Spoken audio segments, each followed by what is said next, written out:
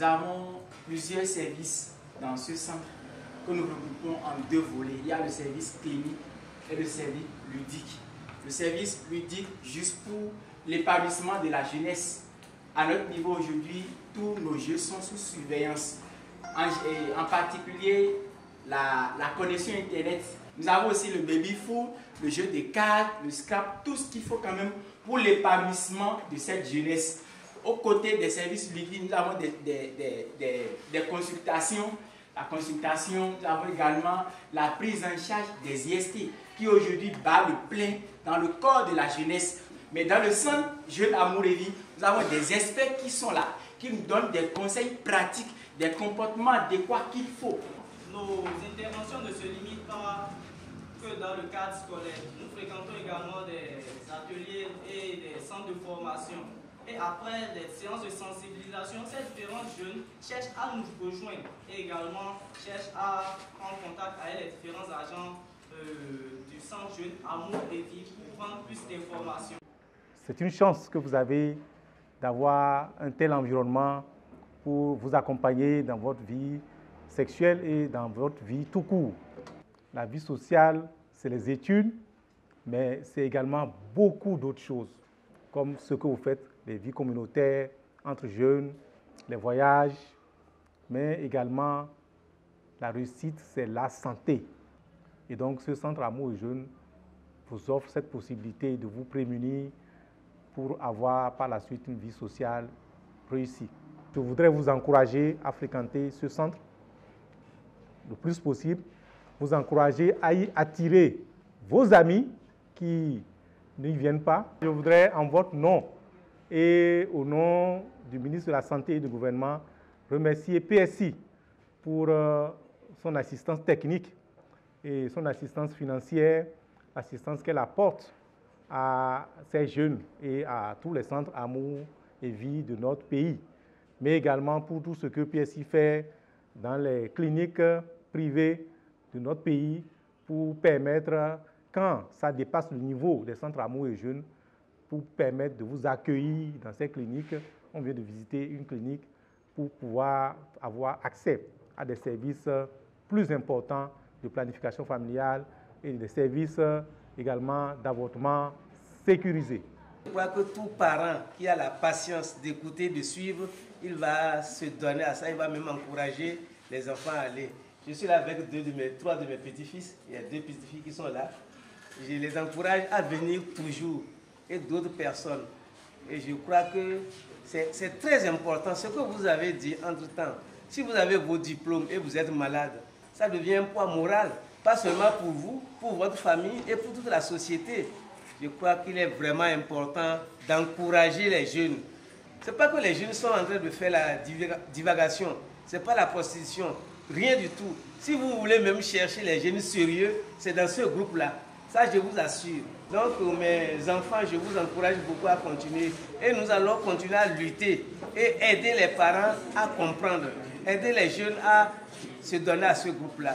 Moi, vraiment, ça me fait plaisir de venir toujours les écouter et de les accompagner. J'ai intégré le centre Jeunes Amour et Vie du CGE.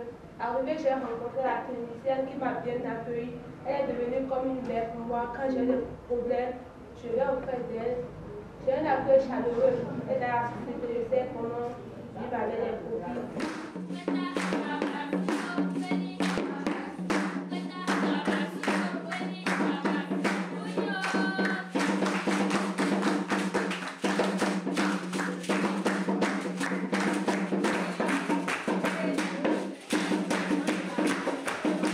La visite du centre Amour et Jeunes de Nati Tengou, où j'ai rencontré vraiment des jeunes très organisés, très motivés et qui, ensemble, à côté des activités ludiques, apprennent la vie en communauté, apprennent à se prendre en charge et on bénéficie des services sociaux, notamment la prévention des infections sexuellement transmissibles, la prise en charge de ces infections-là et également des services ludiques comme l'apprentissage de l'outil informatique et du web. Donc ce centre Amour et Jeunes, c'est vraiment une expérience. J'ai compris qu'il y en a une trentaine dans le pays. Il faudrait vraiment l'étendre pour que dans chaque commune au moins, qu'il y ait un centre comme ça pour permettre aux jeunes d'être épanouis et pris en charge par rapport aux maladies sexuellement transmissibles.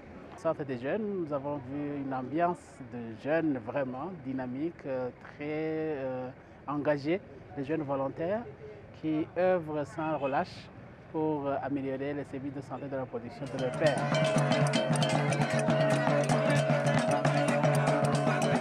La BMS, dans le but de faciliter, dans le but de créer un environnement favorable pour la fréquentation des services de santé aux femmes, aux enfants et aux jeunes, développe entre autres l'approche École de Marie.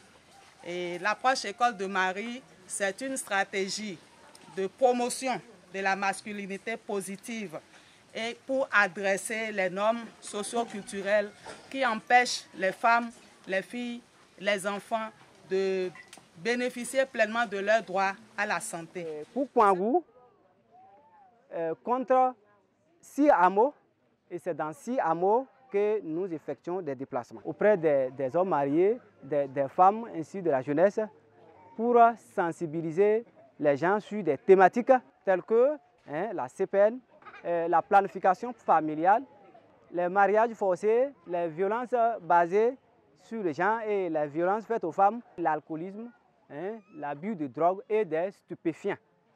Après tout ce travail, il y a eu au moins d'amélioration. Auparavant, les gens n'acceptaient pas, n'avaient pas compris, les gens n'acceptaient pas laisser les femmes participer, être dans les groupements de femmes, participer aux réunions, les prises de parole. Et il y a aussi que les gens ont commencé par accompagner les femmes. Depuis le premier mois de grossesse, certains le font, depuis le premier mois de grossesse jusqu'à terme. Il y a eu aussi d'amélioration au niveau des bastonnades, au niveau de violences et les violences faites aux femmes.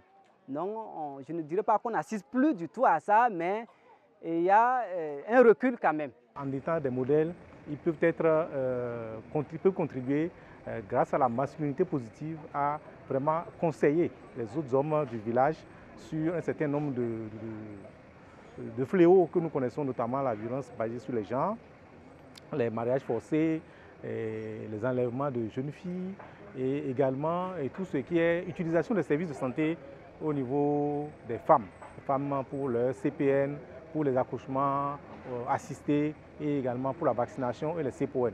Donc nous avons vraiment été agréablement surpris de voir comment des acteurs d'une communauté peuvent vraiment aider les autres membres de la communauté à avoir des bonnes pratiques en matière d'accès aux soins, en matière de demande de soins. C'est vraiment une approche qui est une approche, se disant, de masculinité positive, où un groupe de 10 hommes a été sélectionné Marie Modèle pour bouger les lignes. Comme ils ont témoigné, c'était vraiment un impact évident. C'est une approche qui a changé beaucoup de leur propre mentalité, mais aussi qui les a permis de changer les mentalités de leur environnement. C'est préférable que ça soit fait dans tous les villages du Bénin. La BMS PSI renouvelle son engagement à travailler toujours aux côtés du ministère, de faire tous nos efforts pour justement contribuer, autant soit peu, à l'amélioration de la santé de la population au Bénin.